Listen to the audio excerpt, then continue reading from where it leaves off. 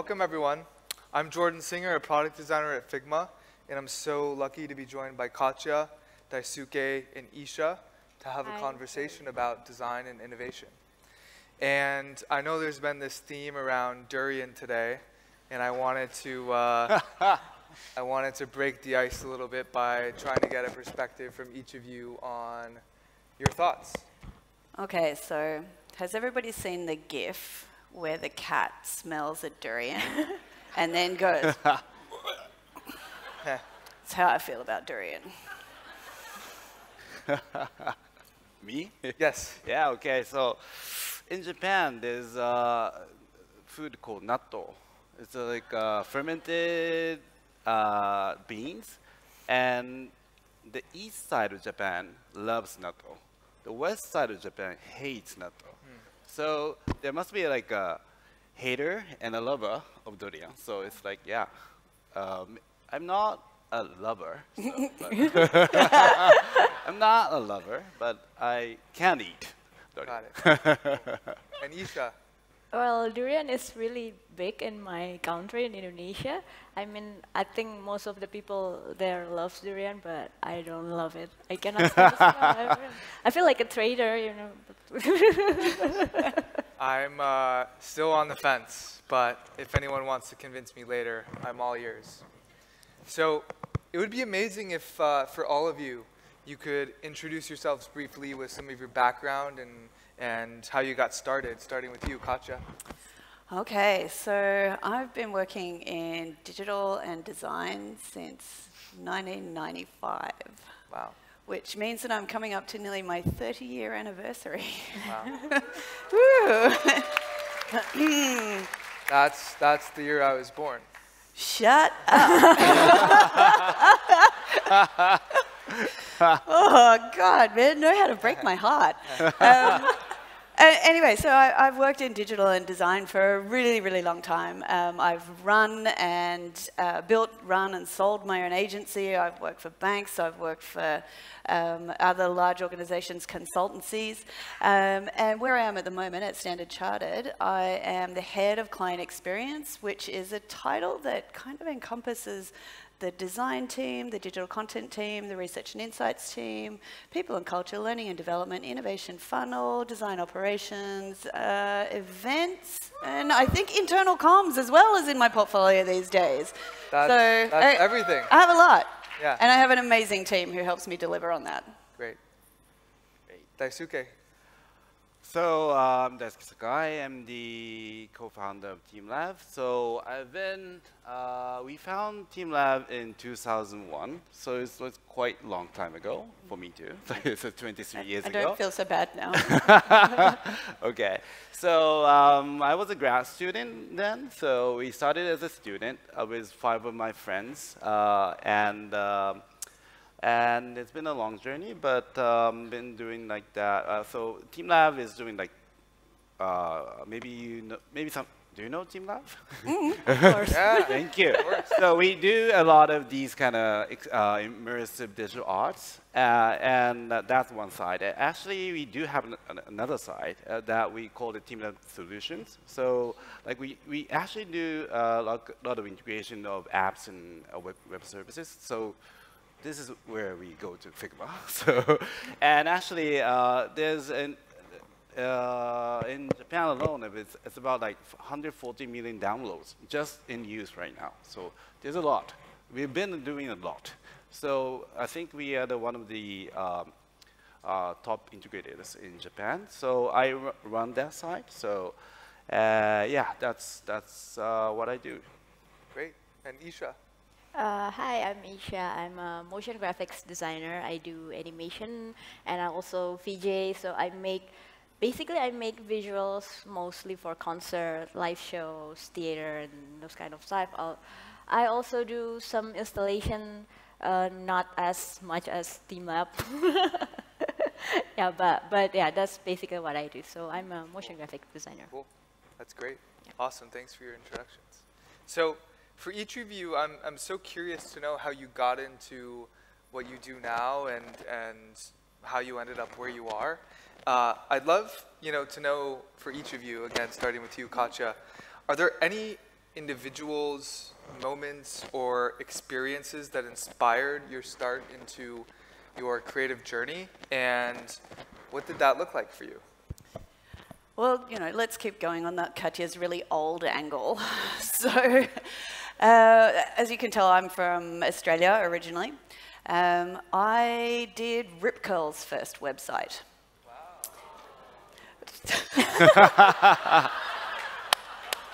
Wow. Oh my God. Okay. What year was that? 1997. You I were was 2. 2 years old. Yeah, okay, you were 2. All right. But why that was super pivotal for me was, Rip Curl is an amazing brand and really creative in itself as a brand.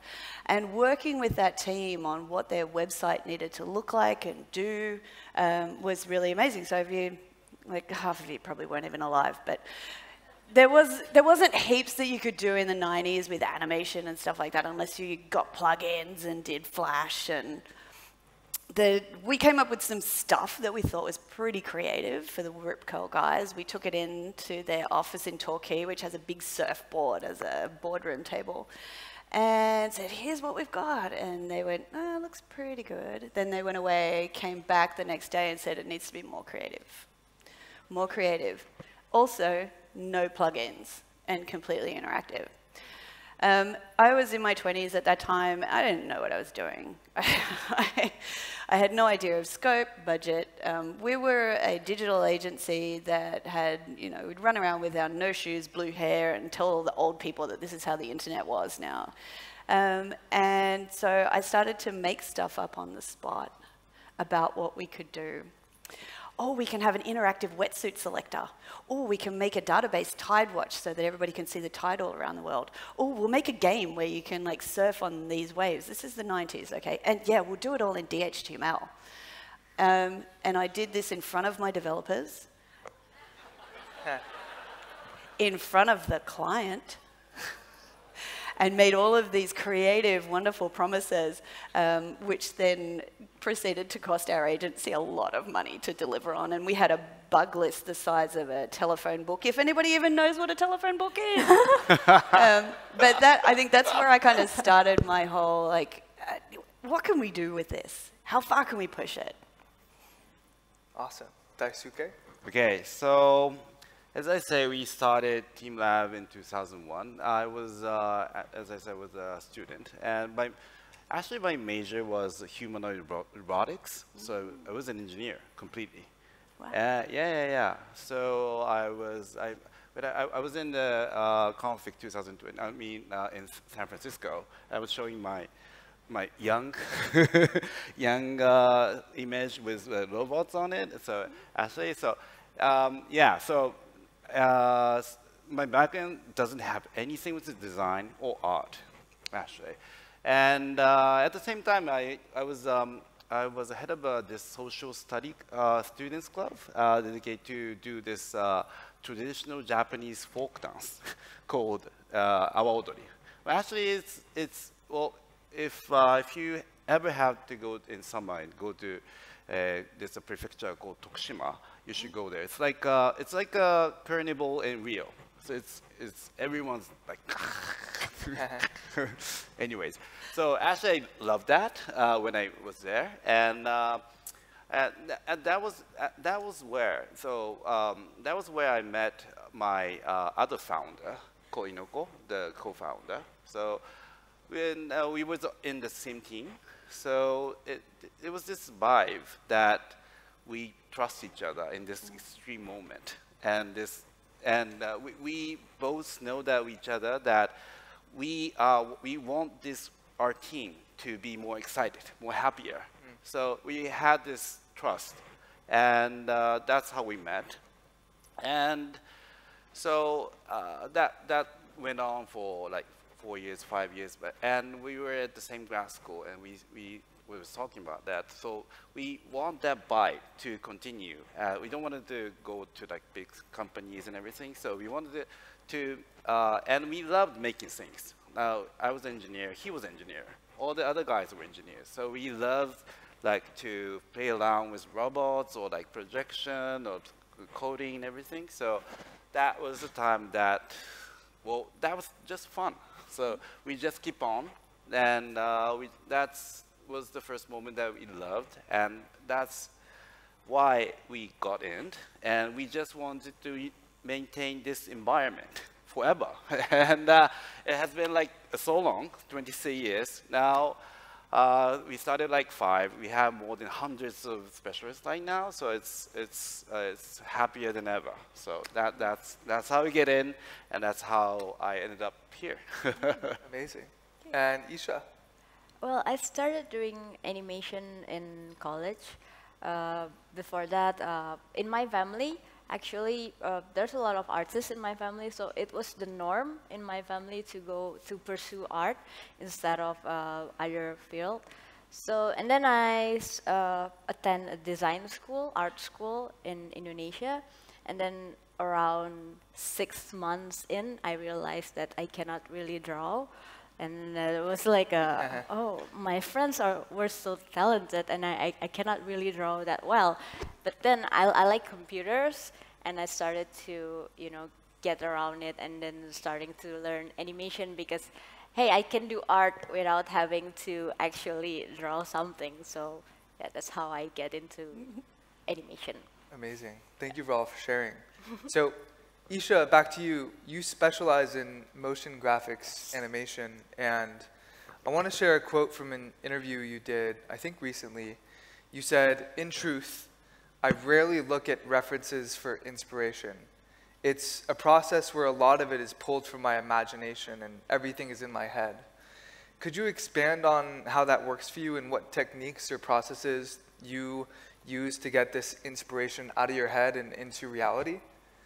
Okay, so in my field of work, we spend probably 8, 10, 12 hours a day in front of computer. So when I'm not working, I try to avoid screen as much as possible. So usually I get my inspiration because I daydream a lot. I love staring into the void and staring at people, at things. So that's how I get my inspiration from. So mostly I like looking at stuff around me, and I like looking how how certain lights hit certain materials.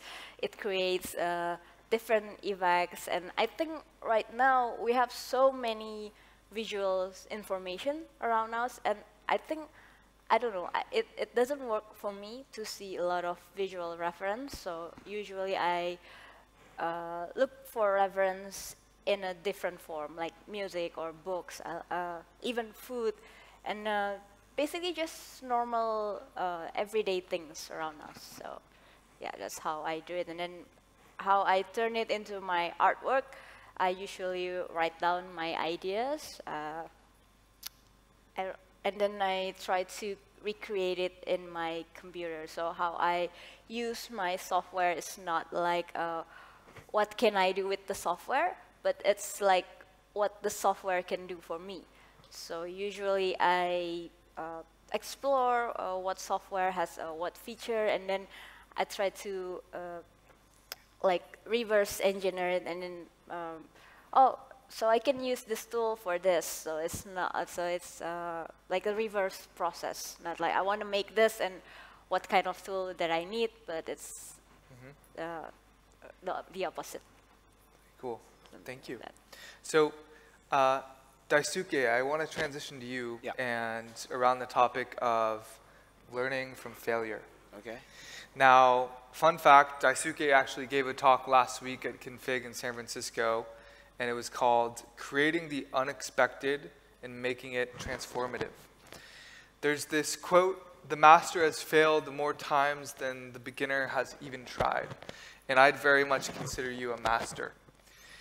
So innovation frequently involves taking risks with new ideas, but sometimes those ideas don't quite pan out as expected.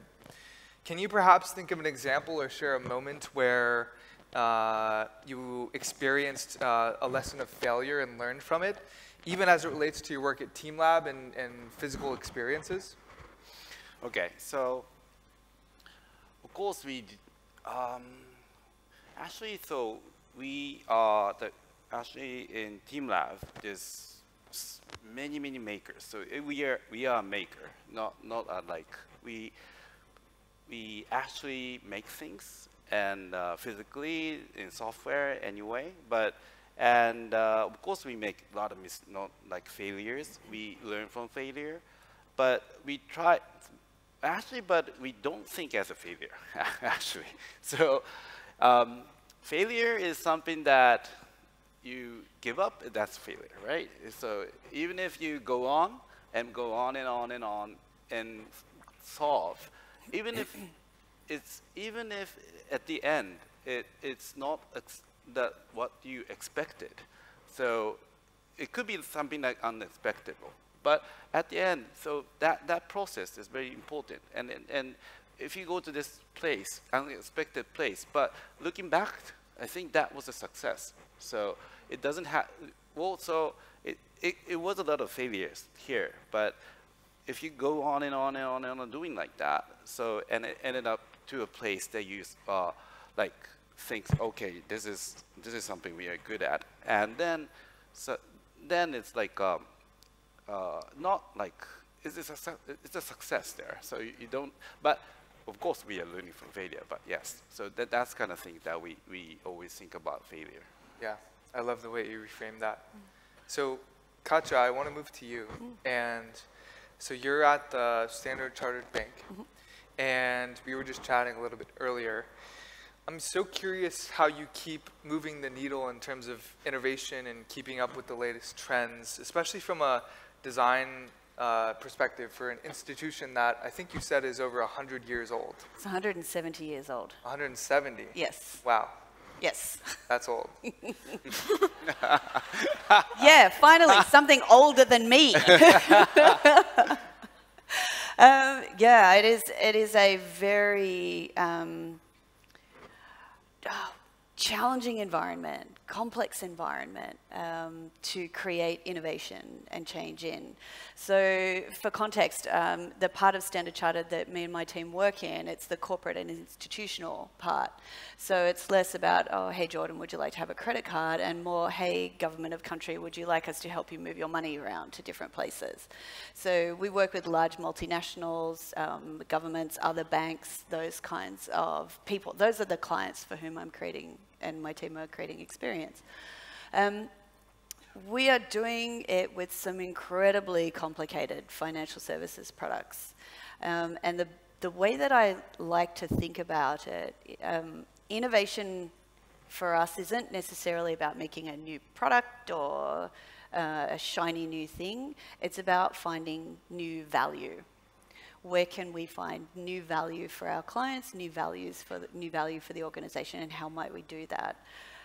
A lot of what my team is doing is compressing complexity. So you can imagine the type of financial products that help, say, a Bangladeshi t-shirt manufacturer participate in global trade with a UK retailer is a complicated product to take on board. And we are doing things like taking a flow like that was across 3 different work streams and 15 different screens, and figuring out how we can bring that into one work stream across 5 screens for our clients. And by doing that, we create a less frictionful path for our clients to participate in these products, and therefore create that new value. We have a lot of internal conversations about, how might we really push on the thing that perhaps in the organization has been there for so long that everybody thinks that this is the way it's always been done, therefore this is the way we always have to do it. And sometimes you push on that and you find out it's habit. And then you can say, well, this is habit, we can not do that. And if we didn't do that, then how might we do this differently? So a lot of the work that my team is doing is really pushing and disrupting us internally to figure out better ways of delivering for our clients and delivering outcomes for our clients through our digital platforms and our data analytics. And do you think some of that simplification for these really complex financial products happens more top down or bottoms up from the grassroots of your design team who are thinking about fresh perspectives on how to change finance as a whole?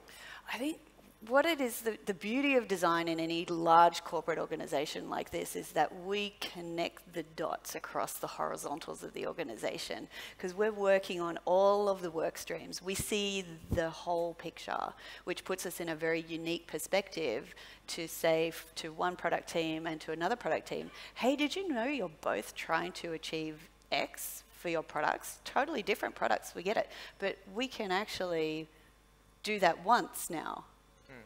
And that will serve both of you. So that's part of how that happens in the organization. But the other part of it as well is that we work in very close partnership with our engineering teams and our product teams. We call it the three-legged stool.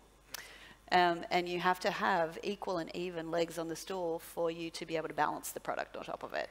And that's something that is also a contributor for us to be able to create that new value and create those new ways of trying to get things done in such a big and complex environment.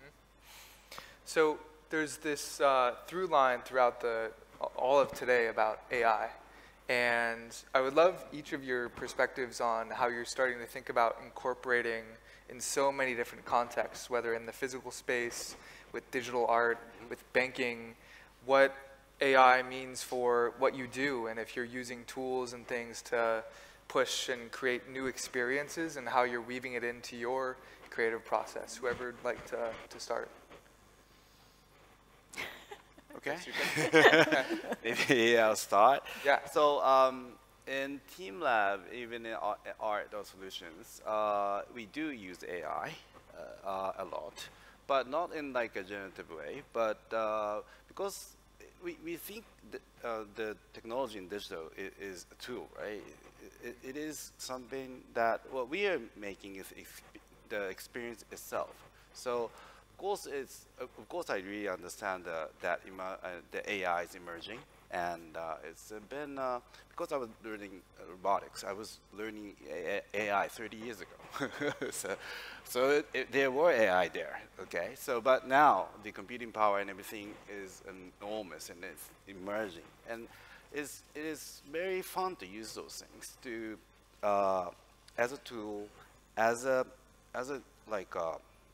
partner to make things much more easier and doable. But at the same time, for design and AI, design or art, anything that we create needs a philosophy, right? So even design, even art, everything that we create, I think we need a philosophy but AI cannot have that one, right? Of course they can input it, but they have, so you have your opinion, you have your own philosophy, designer have an opinion, designer have a philosophy. I think that's the reason, that will separate AI and human. So I think that's one thing that will remain in humanity compared to AI. Isha? Yeah, in my team, we also use a lot of AI, but mostly we use it as design tools. So it's not for the final output, but for more like a helper tool for us. Let's say I work a lot with big screens, like sometimes it can go to 50K, 60K in resolution, and it's just not possible to render out something that big. It's gonna take too long or too expensive because render farm is expensive and it's gonna cost a lot. And then AI really help us. There's tool to blow up images and stuff like that, and it's been really helping us doing the boring stuff. So in my team, I think we try to let AI do the boring stuff, but we still get to do the fun stuff. Yeah. Yeah. And Katja, even for you, I'm curious if there's, in a financial and banking context, Oh, what ways you're there's using AI. so many places that AI and machine learning can create great client outcomes in financial services. I can't speak about specific projects that Standard Chartered is doing, but there's also two facets to it. There's the how do we use AI to deliver great client outcomes, what are those sorts of interventions? And how do we use AI internally to automate and make more efficient our own workflows and processes? So on the client side of things, there's we're a heavily regulated industry, which always makes it slower for us to be able to uptake the fancy new thing that's like right there.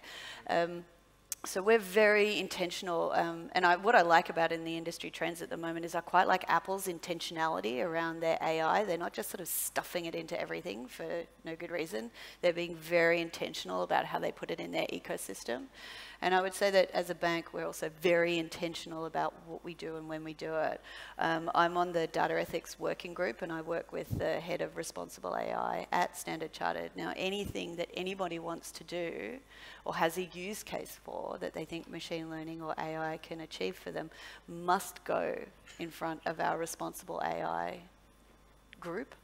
And that use case will be assessed against our framework of ethical and insightful use of artificial intelligence, and nothing will go out until it actually passes the checks that we put in place to ensure that we are being fair and supportive to our clients in the use of it, and that we're treating everybody in our organization as well ethically. So we're just about out of time, but I do have one final question. Now, it's so fascinating to think about you know, the younger generation and kids growing up in a world where everything is AI native. And I was curious if there might be any words of advice to those who are these young creatives of tomorrow and how they might be able to prepare themselves for this future where AI is starting to, you know, make its way into these creative processes. It's a deep one. Okay. Okay, then I'll start maybe. Okay. So, so before coming to Singapore, I was in San Francisco. San Francisco, before that, I was in Denmark.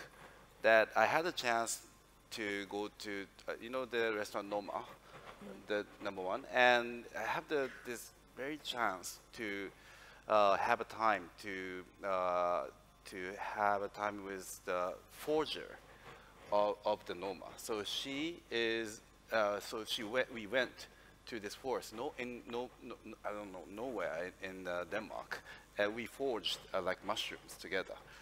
So if you go into nature, so there are so many informations. Even everything is changing. So AI is like, because you need a object or like goal to do AIs, but there are a lot of things that there isn't an answer. Nature doesn't have an answer, right? So it's so nice to be there, just to be inside it and like feel there's so many inputs, so many things going on.